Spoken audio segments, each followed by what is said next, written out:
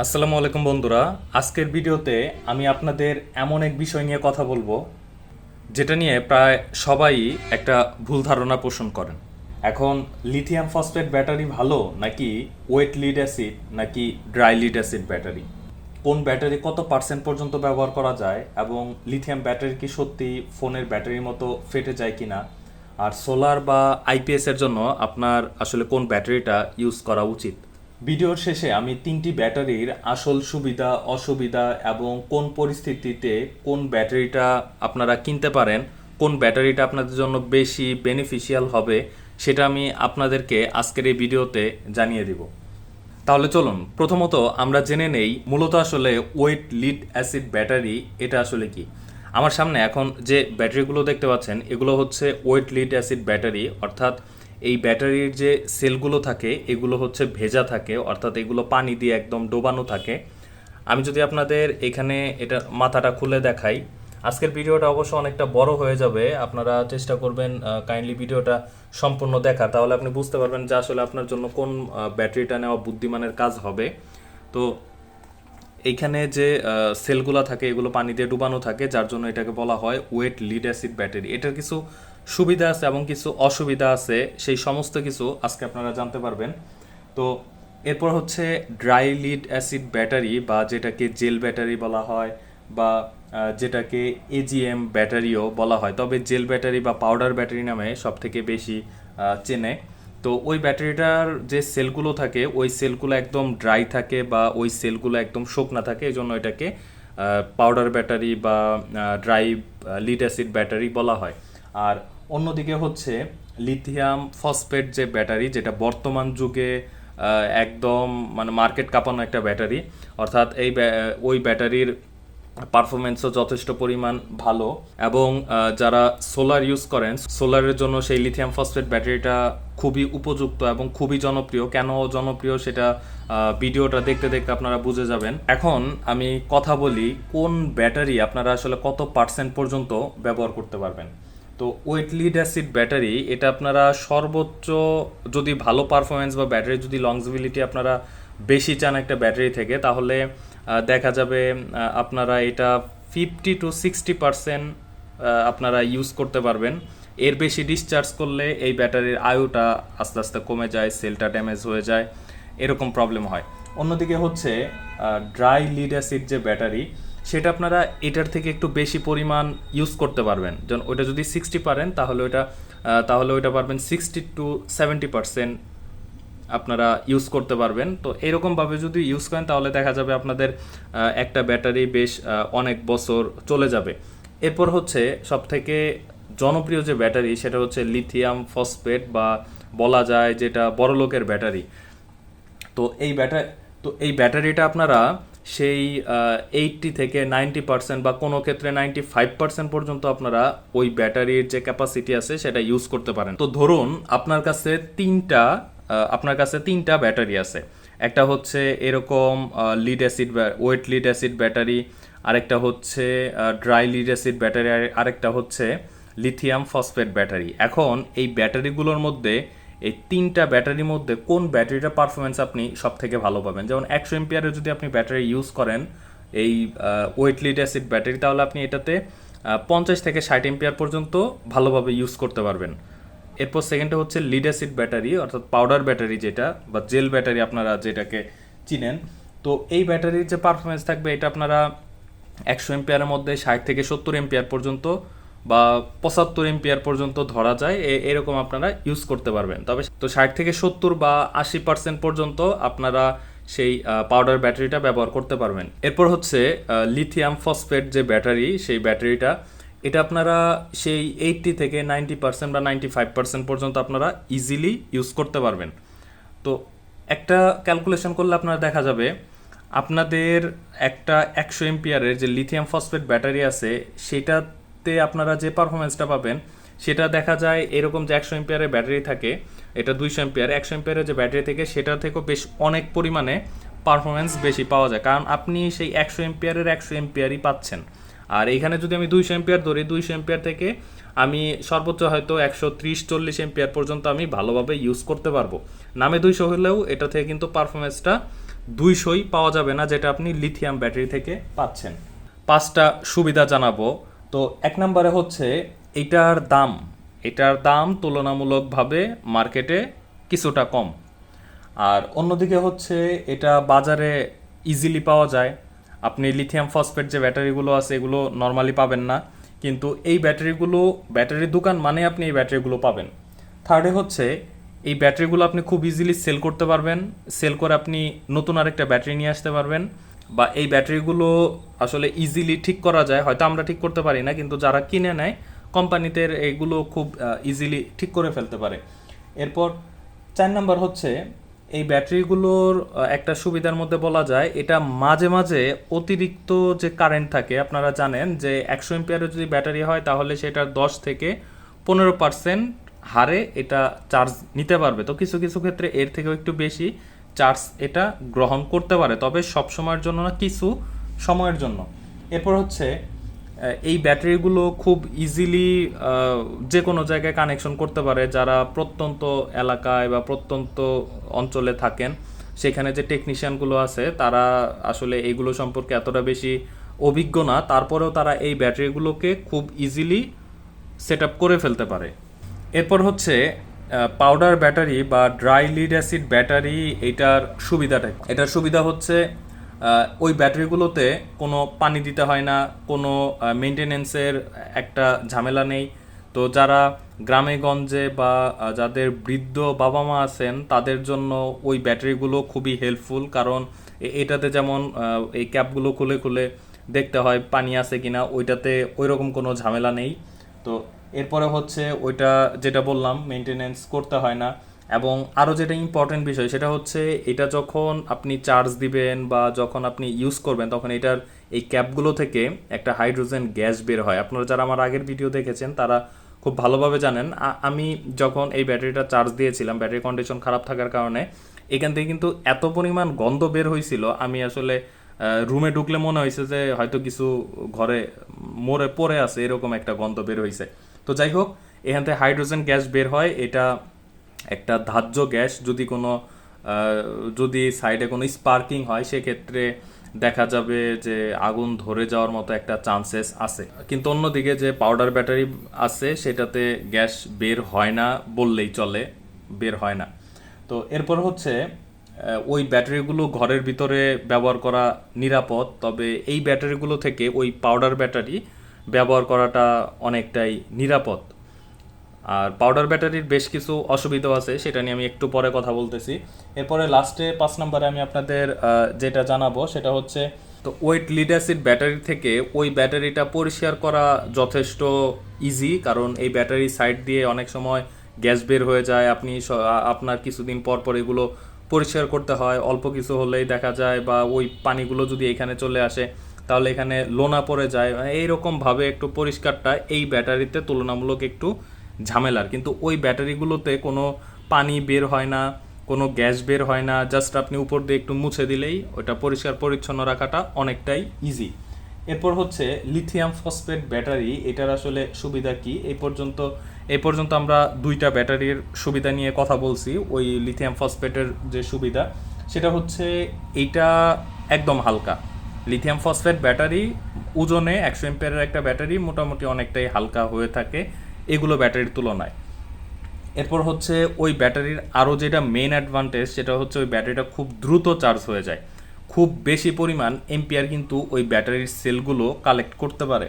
এবং থার্ডে হচ্ছে ওইটার যে ভোল্টেজ, ওই সেল ভোল্টেজগুলো কিন্তু স্থির থাকে।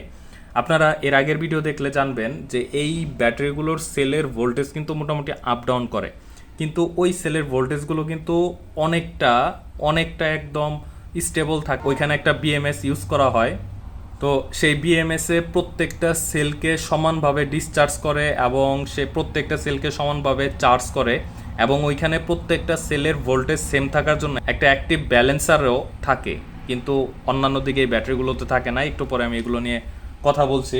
এরপর হচ্ছে ওই ব্যাটারিটা যেটা বললাম গভীরভাবে আপনি চার্জ করতে পারবেন, অর্থাৎ হাই এম্পিয়ারে আপনি চার্জ করতে পারবেন এবং আপনি হাই এম্পিয়ারে এটাকে ডিসচার্জ করতে পারবেন। ওই ব্যাটারিগুলোর আয়ু হচ্ছে অনেক বেশি, অনেক বেশি। ওই ব্যাটারিগুলো দেখা যায় 2000 থেকে 6000 সাইকেল বা কোনো কোনো ব্যাটারি ব্র্যান্ড ভেদে 8000 9000 সাইকেল পর্যন্ত চার্জিং হয়ে থাকে। এরপর হচ্ছে ওইটা আইপিএস বা অন্যান্য ক্ষেত্রে থেকে সোলারের থেকে যে বেশি এম্পিয়ারগুলো আসে, যারা বড় বড় প্রজেক্ট করেন বা হাই এম্পিয়ার কারেন্টগুলো জমা রাখতে হয় খুব অল্প সময়ে, সানলাইটের তীব্রতা যেহেতু খুব কম পাওয়া যায়, সেজন্য খুব অল্প সময়ে বেশি এম্পিয়ার স্টোর করার জন্য এই ব্যাটারিগুলো মোটেও রেকমেন্ডেড না। সেক্ষেত্রে হচ্ছে অবশ্যই লিথিয়াম ফসফেট ব্যাটারি, সেটা অবশ্যই অনেক বেশি স্টোর করতে পারে অল্প সময়ে। এরপর দীর্ঘমেয়াদে সেই সোলার সেটআপের ইউনিট খরচটাও অনেকটা কমে আসে। এরপর হচ্ছে এটা আসলে কাদের জন্য ভালো হবে, দাম যেহেতু সেটা তুলনামূলক বেশি, দাম বেশি হওয়ার কারণে সোলার সিস্টেমে যারা প্রতিনিয়ত ব্যবহার করবেন এবং একদম হ্যাসেল ফ্রি ইউজ করতে চান, তাদের জন্য মূলত হচ্ছে লিথিয়াম ফসফেট ব্যাটারি। তবে ক্যাপাসিটি থাকলে বা অ্যাবিলিটি থাকলে বা যদি সম্ভব হয় তাহলে লিথিয়াম ফসফেটের দিকেই আগে যাওয়া উচিত।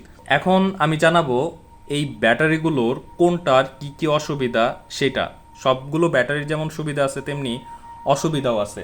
ওয়েট লিড অ্যাসিড ব্যাটারির এখন আমি 5টা অসুবিধা বলবো, যেগুলো নিয়ে একটু আগেও বেশ কয়েকটা বিষয় নিয়ে কথা হয়ে গেছে। 1 নম্বরে হচ্ছে এটাতে নিয়মিত আপনার পানি চেক করতে হবে। যদি কোনোভাবে পানি শুকিয়ে যায় আপনার সেল কিন্তু ড্যামেজ হয়ে যেতে পারে। অনেকের সেল ড্যামেজ হয়ে যায়, সেলের যে সেপারেটর আছে, সীসা আছে, সেগুলো গরম হয়ে আস্তে আস্তে নষ্ট হয়ে যায়। এটা হচ্ছে এক। সেকেন্ড হচ্ছে এটা থেকে গ্যাস বের হয়, হাইড্রোজেন গ্যাস বের হয়, যেটা আমি একটু আগে বলেছি।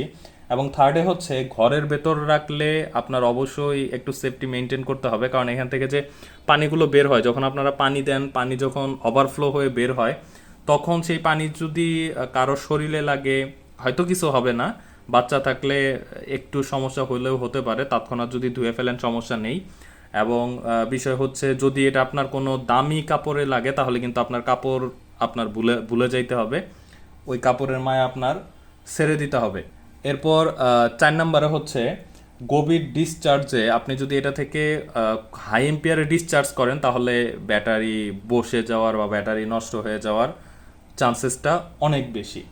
এরপর হচ্ছে এটার যে এক জায়গা থেকে আরেক জায়গায় সরাবেন সেটাতেও বিশাল ঝামেলা। আপনারা ইজিলি এক জায়গা থেকে আরেক জায়গায় সরাতে পারবেন না, কারণ এটা বেশ অনেক ভারী। এরপর হচ্ছে আয়ু তুলনামূলক কম, বা এটার যে লাইফ সাইকেল সেটা তুলনামূলক অন্যান্য ব্যাটারি থেকে অনেকটাই কম। যদি আপনি এই পর্যন্ত যেগুলো বললাম, যদি আপনি এগুলো ঠিকভাবে মেনটেন করেন তাহলে একটা ব্যাটারি 3 4 5 বছরের মতো লং লাস্টিং হয়। এখন আমি বলবো ড্রাই লিড অ্যাসিড ব্যাটারির 5টা অসুবিধা। 1 নম্বর হচ্ছে এটার দাম ওয়েটের থেকে বেশি, অর্থাৎ এটার দামটা তুলনামূলক কিছুটা বেশি। আর সেকেন্ড হচ্ছে অতিরিক্ত চার্জে এটা ফুলে যেতে পারে। এই ব্যাটারিগুলো সহজে ফুলে না, ফুলে না যে এমন না, এটাও ফুলে, এগুলো ব্যাটারিও ফলে, কিন্তু এই ব্যাটারির চার্জ সহ্য করার ক্ষমতাটা একটু বেশি, বা ক্ষমতা আছে, সহজে ফুলে না। কিন্তু ওই পাউডার ব্যাটারিগুলোতে একটু হাই এম্পিয়ারে চার্জ দিলে ওইটা ফুলে যায়, এটা হচ্ছে একটা অসুবিধা। এরপর ওই ব্যাটারিগুলো মেরামত করা তুলনামূলক কঠিন, তবে ওইখানের ভিতরে যে লিড আছে, যে সেপারেটর আছে, ওইগুলো নিয়ে কোম্পানিতে আবার পুনরায় ইউজ করতে পারে, তবে সেটা এটার থেকে তুলনামূলক কিছুটা কঠিন। এরপর হচ্ছে যদি ব্যাটারি সেল বা ব্যাটারি যদি সেটা গরম হয় বা গরমে যদি আপনি ইউজ করেন তাহলে সেটার আয়ু আস্তে আস্তে কিছুটা কমে যেতে পারে। এরপর হচ্ছে গভীরভাবে বা আপনি যদি হাইলি এম্পিয়ারে ডিসচার্জ করেন তাহলে সেটা নষ্ট হয়ে যাওয়ার একটা পসিবিলিটি তৈরি হয়, বা আস্তে আস্তে হাইলি ডিসচার্জে নষ্ট হয়ে যায়। এখন হচ্ছে লিথিয়াম ফসফেট ব্যাটারির অসুবিধাগুলো কি কি। লিথিয়াম ফসফেট ব্যাটারি শুরুতে হচ্ছে শুরুতে হচ্ছে এটার দাম বেশি।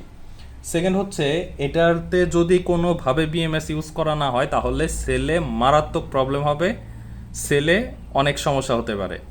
থার্ডে হচ্ছে খুব নিম্ন তাপমাত্রায় এটার চার্জ সীমাবদ্ধ থাকে। এবং 4 নম্বর হচ্ছে সস্তা বা নকল সেলের ব্যাটারি প্যাক যদি আপনি কিনেন তাহলে সেই সেলে ঝুঁকি থাকে খুবই বেশি। এবং 5 নম্বর হচ্ছে বিশেষ চার্জিং সেটিং দরকার হয়। আপনি এগুলো ব্যাটারিতে যে হারে হাই কাট ল কাট সেট করেন, ওই ব্যাটারিগুলোর হাই কাট ল কাটটা এই ব্যাটারিগুলোর মতো না, অনেকটাই ডিফারেন্ট ভোল্টের হয়ে থাকে। তো আমি ভিডিওর এই পর্বে বলবো যে লিথিয়াম ব্যাটারিগুলো কি ফেটে যায় বা ব্লাস্ট হওয়ার কি কোনো চান্সেস আছে। অনেকে ইউটিউবে ফোনের ব্যাটারি ফেটে যেতে দেখেন, তাই ভয় পান হয়তো এখানেও এই ব্যাটারিগুলো ফেটে যেতে পারে।